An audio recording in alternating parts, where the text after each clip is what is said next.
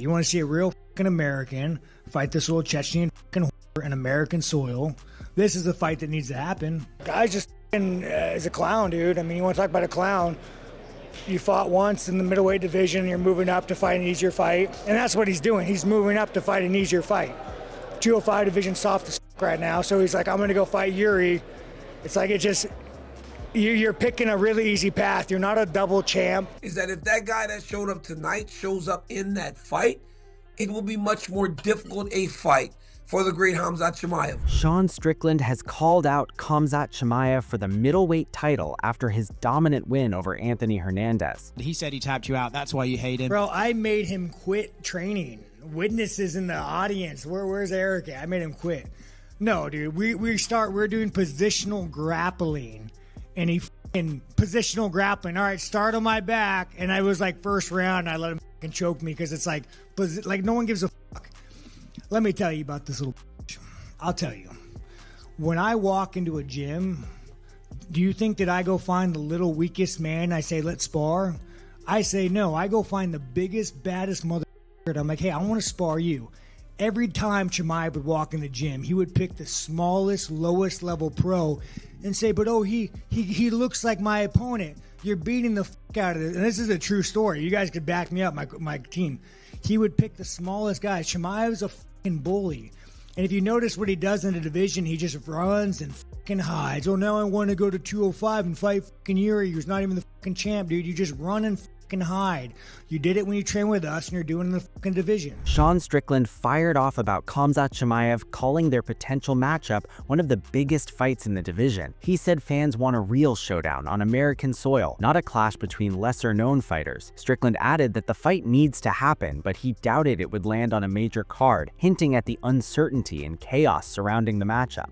You have obviously made the case for the Khamzat fight. I feel like it's probably one of the biggest fights in the division. Yeah, no, I mean, nobody who wants to see two little go-fuckers go at it. You want to see a real American fight this little Chechen in American soil.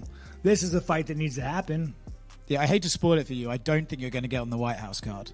I mean, dude, who knows, dude? You know, I mean, you know, no, dude. Maybe I got to go hang up on Epstein or something. I guarantee you, dude. Chimaev would go to a fucking island. That motherfucker's going all day long, that dirty little fucker. Khamzat Chimaev reacted to Sean Strickland's call out, telling him to calm down and reminding him that he had already beaten the fighter who defeated Strickland twice, while adding a sharp jab at him. Khamzat Chimaev said, Habibi, calm down. I destroyed the guy who beat you twice, American.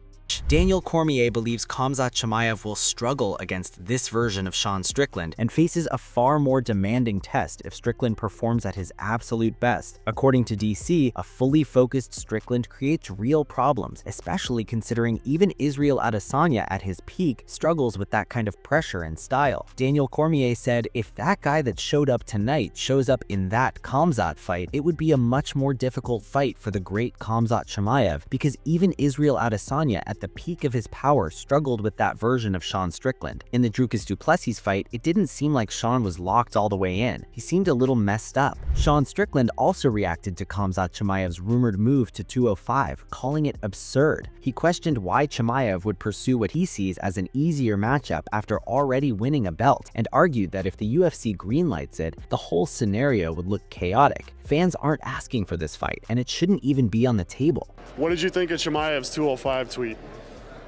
Guy's just is a clown, dude. I mean, you want to talk about a clown? You fought once in the middleweight division, you're moving up to fight an easier fight, and that's what he's doing. He's moving up to fight an easier fight. 205 division soft as right now, so he's like, I'm going to go fight Yuri. It's like it just, you're picking a really easy path. You're not a double champ.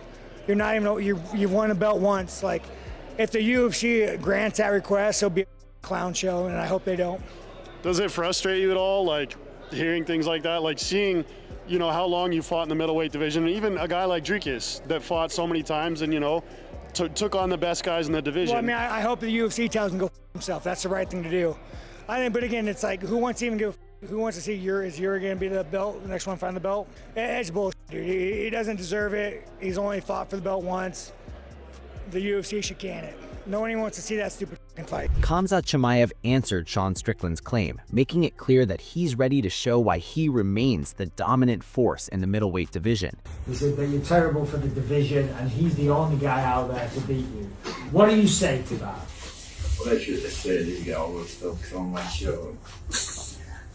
We'll see. But you guys trained together and you choked him out a few times, right? We did spar a lot before, but that's why he's so mad. Well, this guy choked him out as well. Yeah.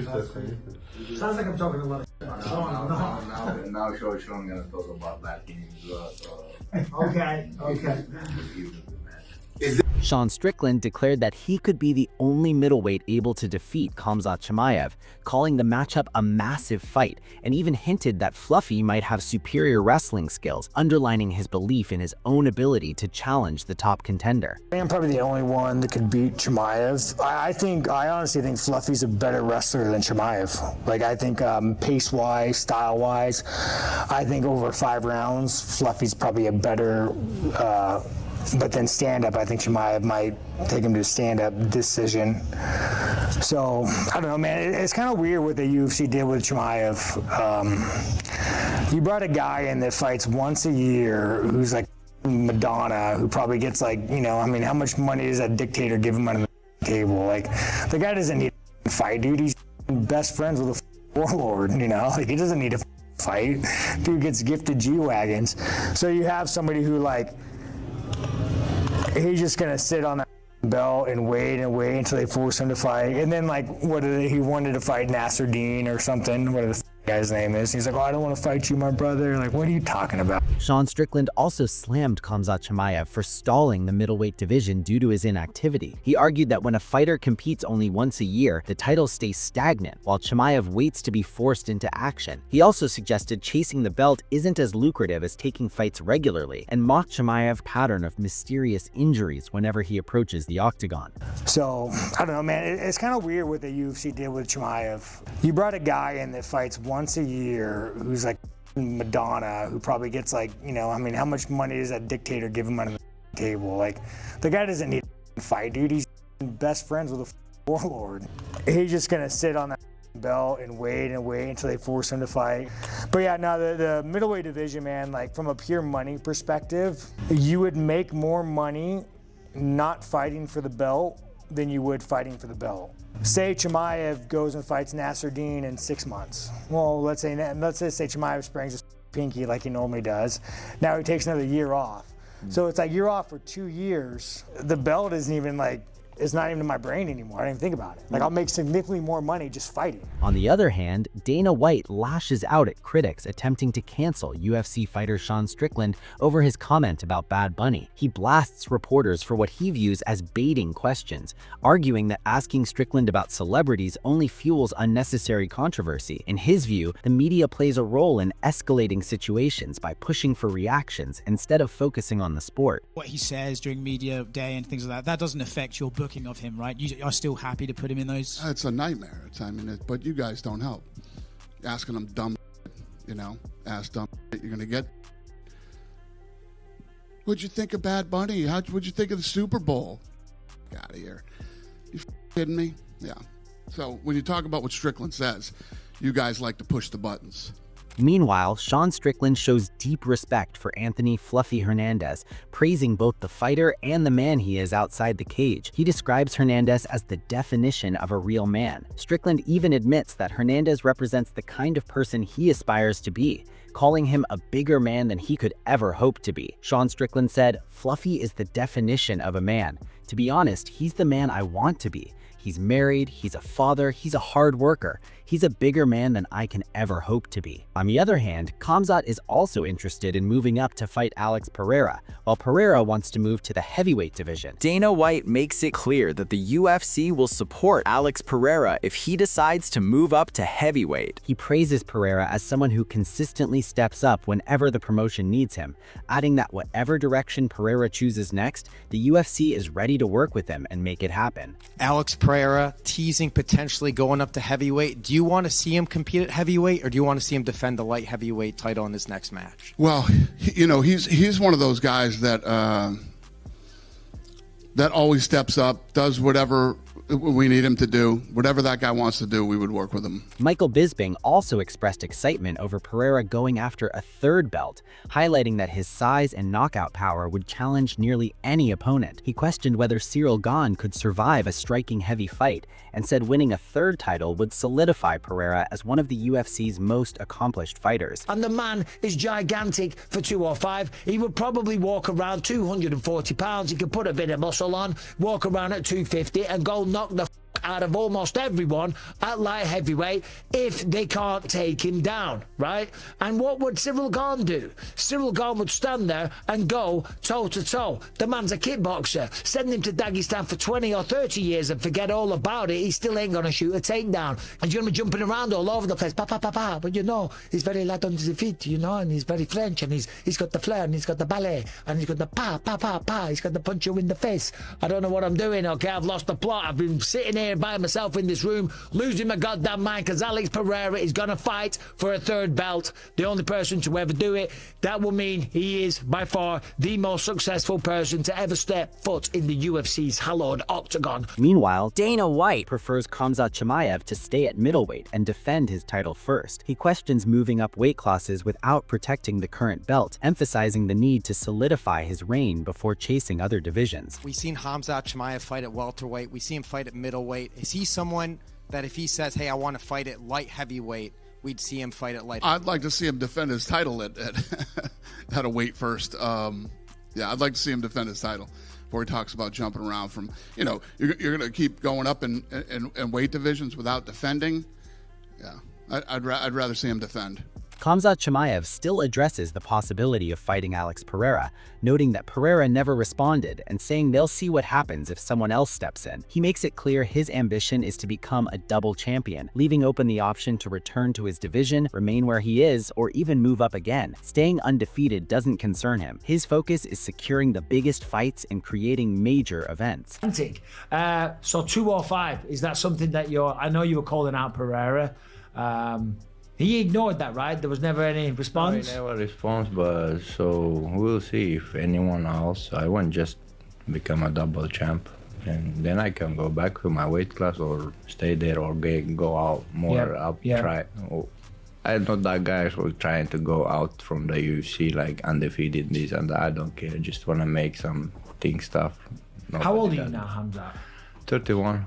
31. So you got lots of time. Khamzat Chimaev's coach stated that a matchup with Alex Pereira would be the biggest fight in terms of both sales and legacy, offering Chimaev a shot at a second title. He added that Chimaev doesn't make excuses for setbacks, but moving up in weight would allow him to fight with more freedom and less pressure. Not just because I'm a Khamzat's team, but if I would look at the situation from Khamzat's side, you know, Khamzat versus Pereira, it would be the fight that would sell the most, and Khamzat would be fighting for another belt. For Khamzat, it's plus. It's great, you know? And he's moving up to another division, you know, people can question, he can take out probably part of the pressure on his shoulder, you know? But he's not the kind of guy that's gonna come up with excuses in case things don't go his way. But probably he would be fighting even more relaxed if he would move up. Khamzat Chimaev's coach thinks that if he were in Alex Pereira's shoes, he would pass on the fight. He explained that Pereira's bigger goal is chasing a third title, and taking a high-risk bout with Khamzat Chimaev wouldn't align with that objective. This is me having the vision by Khamzat's side if I would be him. So if I would be Pereira's side, I would never accept that fight. Because let's be honest, okay? Khamzat, would be the challenger. Pereira would have to defend. But Pereira already have 2 belts, and he have the opportunity now to accomplish something that nobody ever done before in the history of the UFC. Win the 3rd belt in the 3rd division. You know, if I would be Pereira, the same as it's great for Khamzat to try a 2nd belt, for Pereira it's amazing to try the 3rd. Exactly. If I would be Pereira, I would say, Khamzat, ciao. I have bigger goals. I go for the third belt. Exactly. So, but could that fight happen? Yes. Now we come to another imagine another scenario. Meanwhile, Khalil Roundtree describes Khamzat Chimaev as a bear trap in the octagon, saying no one in the top 15 can match his intensity and control. He notes that while there's limited footage of Chimaev, every fight he has shows complete domination, locking down opponents fearlessly and maintaining full control. Roundtree says Chimaev's performances are one-sided and undeniable, leaving little question about his supremacy. Respectfully, I don't see anyone's name in there that shows me that they have like a certain like intensity and control to deal with the problem of Khamzat. It's crazy. Like we don't have much tape on him. Yeah. But every time we see him go in there and fight, he is just a bear trap on people. Yeah. You get what I mean? Yeah. It's just like He's just so dominant. It's full control. It's like it's no fear. It's full control. It's intensity, and it's like he's making these guys just locked up. And so like I'm looking at all the names, and I'm like, yeah, amazing fighters. Everybody in the top 15. Okay, great fighters. Yeah. But has anybody gone in there and done what he's done to their opponents, right? Where it's just like a one-sided shutout, undeniable. No, I don't see it. So right now, like he's at the top, champion. It's deserving. I don't know who can deal with that in the division, but I can't wait to see, who's next to try. That wraps up today's video, and hopefully you enjoyed it. Let us know your thoughts in the comments below, and don't forget to hit the like button and subscribe for more MMA updates and reactions.